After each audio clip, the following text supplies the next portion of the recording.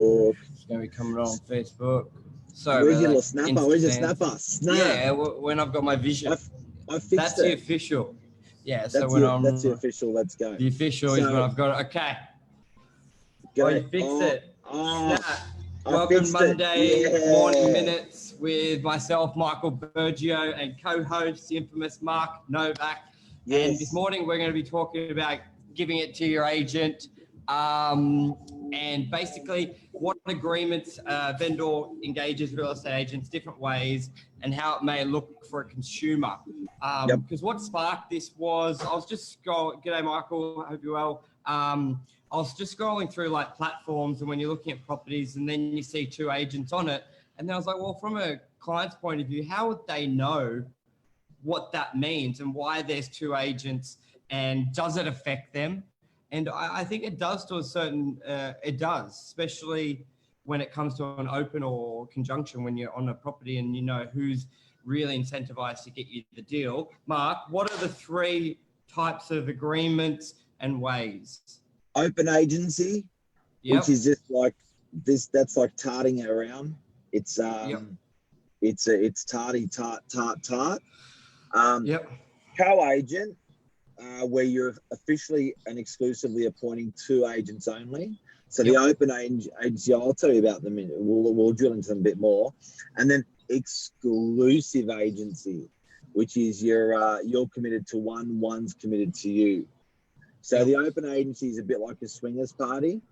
Yeah, you can give it to multiple agents. So give it to multiple agents, say whoever you got for it. See how you go. Yeah. Most of they're not, so go through and then we'll go through pros and cons, I reckon.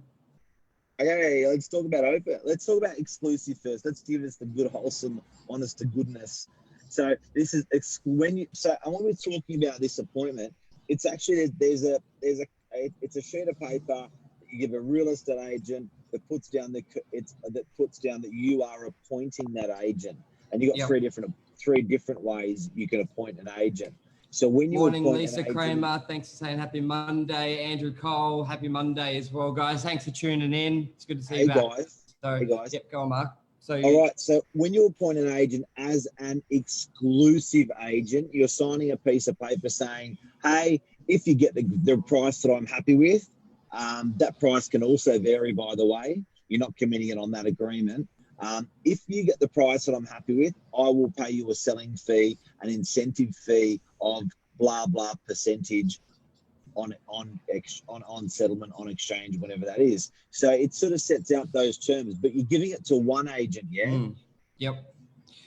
And I particularly, obviously we're a little biased, but I do always reckon that is, I think there's probably not many occasions where an alternative would be better, but we can get through that. But I do like the exclusive agent because I'd rather one agent working 100% for that deal, because we do know if you're giving it to two agents and there's really a half chance of them selling, and then they've got other clients where they're guaranteed basically the fee because they're the only agent. I do feel majority of the time the agent does work harder on the exclusive agreement with that exclusive client than necessarily on an open, because there's, especially when you're doing a lot of volume, where there's a lot of time that goes into it. And I think you tend to find when it's an open listing that most of the agents may only spend really, let's say, half their time because they're not guaranteed for the sale. Where I think a lot of owners think it's the other way around. You give more agents that you got more people working for you, but I think it's just fact, like they're actually probably not working as hard for you. So guys, if you just tuned in, we're talking about giving your property to sell to an agent as exclusive, the option. With that, Michael, I reckon also when someone's committed to you, you're committed to them. Yeah. If someone's a little bit dubious to get into a relationship, you're a bit dubious to give your time. And I know it's a business relationship, but you can really liken it to a relationship that's like a personal relationship. It's any relationship. Like you're always going to get more out of the person if you're committed to them one-to-one. Yes. Okay. So then so he talks about open listing v conjunction, like a co-agency, because they probably look the same. They look the same on the portals. You've got two agents two agents, two companies on the front, but on the back end, it is totally different, isn't it right? Like, so a conjunction mark would be two agents and they split the com, let's say it's 2%, and it's, they've probably just done 50-50. Doesn't matter who you call. If you buy it through John, Chris still gets half, compared to an open agency. If they're on the same ad, if you call John and John buys and you buy through John, Chris gets paid nothing. So that's sort of the difference. That's correct. So Cutting out a bit on Instamark. Oh, is it? Yeah. Maybe turn off your Wi-Fi. But I think when you've got two agents and you're appointing two agents, you can pay them two different ways. You can halve the commission between the two agents, and that's going to be like, guys, we're going to make sure you don't fight over the buyer, but we are going to, so you're going to go halves on fee, but it's a fee guarantee for both. Or you can say winner takes all, and that's obviously a little bit of it's quite rough, and that's when there's the two agents on it, and they're fighting for the right, but they're both advertising. But I think as you're right, as a consumer, like, I think you're like, shit, these guys can't sell the property. When you see it advertised on realestate.com with two agents, you're like, what's wrong with this place? Why do they need to have two agents? Because no one else has two agents. Yeah, so a lot of the time it comes to it may be in commercial, it could be the client generally just has a relationship with two agents and doesn't want to choose a lot of the time. Like, they've done maybe 3 or 4 deals with you, they've seen you've done a lot in the area, and they simply can't choose, and they just say you're doing it together. Or they perceive, let's say, a city agent has this international reach, and then you're the local agent. I think if you're going to do a combination, like I can see merit behind that. There's having two local agents on it, sort of, I don't know, that's a bit weird, but I see having the city agent V and local. Well, we did it across the road from the office where it was a co-agency. We had, I think it was Colliers and us, and we had 11 shops across the road from the office that we were selling. And the owner's attitude was that, the city agent was going to get that international inquiry and investors. And the owner's attitude was we had a strong local content of buyers. So they wanted to tap into both markets. And in hindsight, we sold 11 you've got to know your area. Like, if you're in an area where there's a lot of, you got to listen to the agents. If there's a lot of locals buying, then do you necessarily need to? Like on that example, it was 11 to 12 we sold, and they're all locals for that type of property. So it's and that one they did sell, we both introduced the buyer at the same time. Yeah, and because it makes it better rather than fighting over the buyer. I think I reckon if you're going to go into it, as much as you hate it when you sell 80% of them, I think for the consumer's point of view, it's better if it's not a free for all, because then it can get a bit messy. Some agents can ruin that consumer experience because, like, no, you called me first, and they make it a bit nasty, and deals can get lost when an agent. Yeah, the reporting was difficult as well. Like, when the owners are getting reporting from their agent, it doubles the reporting, it doubles the agent interaction. So you look at how much interaction we have with someone that's selling. We can speak to you up to 10 times a day when you're selling your place. Yeah. You know what I mean? So if you're dealing with two agents, make that 20 times a day. I reckon it's a little bit more taxing on the owner when you've got dual agency, co-agency appointments. Yeah. And I find where I see it can work best, or I've done it, is almost when you don't want the best price. I know it sounds weird, but I think this is a fact, because let's say the asset's worth 3.9 and you're happy to take 3.8 and you really want a quick sale, give it to everyone. It's under market, first in best dress. That can really see it work, because when you have an open listing, when you're an agent solely for that property, you can really, it's a whole timeline. You're working with buyers to get the best price. You may be negotiating with a couple of weeks, building it up. G'day, Amal, thanks for watching on Insta. You're really building that campaign up. You're negotiating, And sometimes you need a bit of time because your underbidder may be doing the final checks of approval and you're waiting a week to, like, there's just building blocks to getting that price and knowing you're getting the most for it.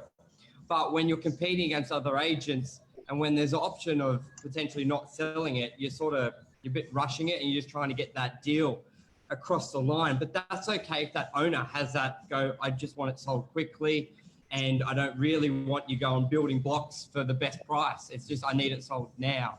What about your Brookvale example that we were talking about the other day on instant media?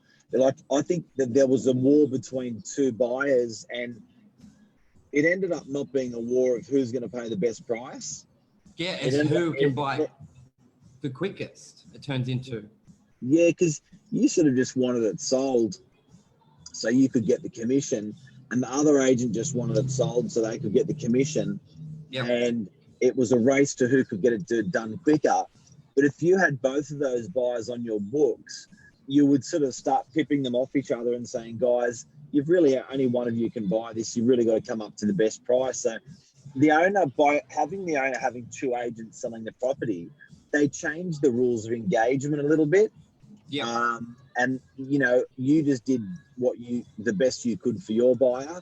They did the best they could for their buyer to get an exchange, and it didn't become a race on price. It became a race on time. Yeah. And in this example, that's okay because that's what the owner wanted. Their price, which is okay. So I think as owners out there, you sort of need to know what's your situation. But if it's very difficult if you've got a property and you got expectations of, let's say the market says it's worth $1 million and you're really wanting 1.3, you're not going to, it's very hard to get it with that conjunction open structure because you need to build those blocks, competition within buyers to get there.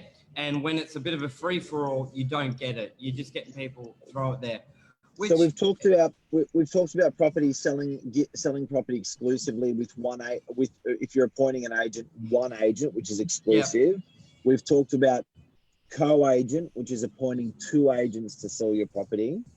And then we've also still got to talk about the swingers party type open of agency agreement, the open agency.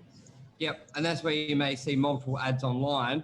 So is there any difference, Mark, when you see the portal of let's say two companies, 4 agents, who do you know who to call? Like, are they all, like, do you just send an inquiry to all of them?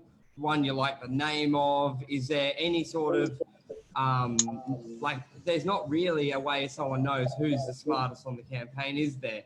There's not like... I think it's a bit of a guess to see, who's going to deal with it the most professionally. You want, like a solid brand, a professional operator, because this is going to be something, an asset that you're purchasing. You want it handled professionally. So I think sometimes you can look at, if you see it through a couple different agents, try to choose the one that's the better operator by reputation. Yeah, Michael Edwards made a good point. 3 different agents, 3 different stories. And that's where that can come undone a lot, especially when buyers start playing agents off each other. They'll call both. The one thing I've learned, say that. Yeah. The buyer's going to call both agents. Yeah. And if you've got a not so sharp agent v sharp agent, and they're just telling 2 different things or not explaining it the same way, it can really be detrimental to it, especially with it comes down to price where you're trying to build them in and they go, well, that agent said I can buy it for that. And you're like, well, fuck. I was at least saying you may have paid more. Like, yeah, that's a big one. 3 different stories. And also as an owner, you potentially putting the best buyer opposite a phenomenal agent in the marketplace and a really bad agent in the marketplace. And I guess you sort of don't know. It's risky business, hey? Yeah. It's risky business. And at least generally with if you're going to do it, I do prefer exclusive because then you generally you're putting the marketing money behind it. You're backing one horse to get you the best price, which you've obviously done a lot of vetting to get there. And then at least a conjunction because the one ad, because the thing is, you could choose one agent and do a $5,000 campaign. You paid out your money because with an open listing, you're not going to give each agent $5,000, and an agent's not really going to invest much money nor time when they got a 1 in 5 chance of selling it. So therefore, your property's not getting the marketing exposure into that marketing place with the portals as well. So I think you've just really got to assess your scenario and the pricing you want to achieve and which way would do best. There's obviously times when they all can work. You've just got to know it. It's a race to get it sold, not a race to get it sold at the best price. Yeah. Because when there's 3 agents on it, it's like, you're happy with that? Bang, let's do this. Whereas when it's exclusive, it's like, let's assess, let's pace this. Let's look around. Let's make sure we're nailing every single avenue before we close it out. Yeah, like give me another couple of days. I'll call every buyer back and make sure it's at last, and just like you've got time. Well, it's exclusive. You've got time to sort of to map it out and get the best price. Have we got any questions or any g'days to say? Yeah, so Mal's there. What a great game last night. I didn't watch it. Apparently, he got a little angry. Mark was saying, anyone got some light on that? Was it a red call or? I didn't watch it either because I was at a wedding. But Novak getting angry, never. He wouldn't get angry. He got a bit antsy. Hey, look at that. He did get a bit antsy. I think the crowd didn't like it by the sounds of it. Yeah, I'm sure our feed will come up on our feed. Oh, I've turned the camera around. I'm just liking the comments, as you can see there. All righty. Anything else we want to add there? But I think it was the main thing, just explaining the 3 different ones, and going for that. Look, my advice to everyone out there that's selecting an agent: love the one you're with, choose your agent, go exclusive. Don't worry about dual agent. Don't worry about open agent where you got 2, 3, 4, 5 agents. Just pick a great bloody agent and run with it. Yeah. And the end of the day, if you're not happy, you don't sell it. You take it off the market. You're not committed, take it off, go with another agent. Shorten the agreement up instead of doing a 90-day agreement, do a 20-day agreement. There you go. 30-day agreement. That's the point. I reckon instead of do a 30-day agreement, do a 60-day agreement, but pick your horse, back it, and then reevaluate if they don't deliver on what you're wanting. Awesome. All righty, guys. Thank you, everyone, for watching and tuning in. We'll be back tomorrow morning as well, so we'll go from there. All righty, guys. That's it. And keep an eye on our podcast. Really good real estate repertoire of information on the podcast we've included. And if you have any friends or family that are interested in this topic, please whack their name in here. Yep. Know someone just about to appoint a real estate agent and not sure, so this may help. Perfect. Thank you. Cheers. See you, everyone. Have a great week. You too. Bye.